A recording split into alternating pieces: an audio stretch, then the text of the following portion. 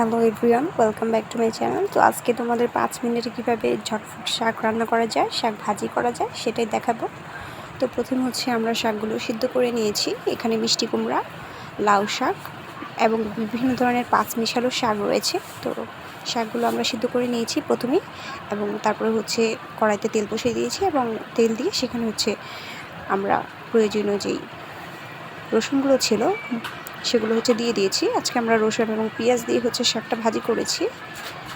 তো শাকটা হচ্ছে আমরা পেঁয়াজটা সুন্দর করে বাদামি করে ভেজে শাকটা দিয়ে দিয়েছি।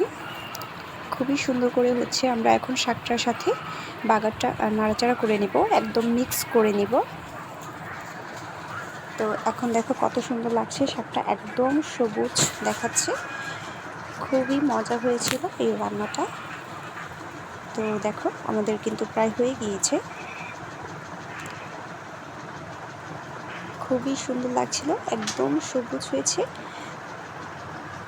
দেখো আমি তোমাদের কাছ থেকে দেখিয়ে দিচ্ছি কত সুন্দর হয়েছে।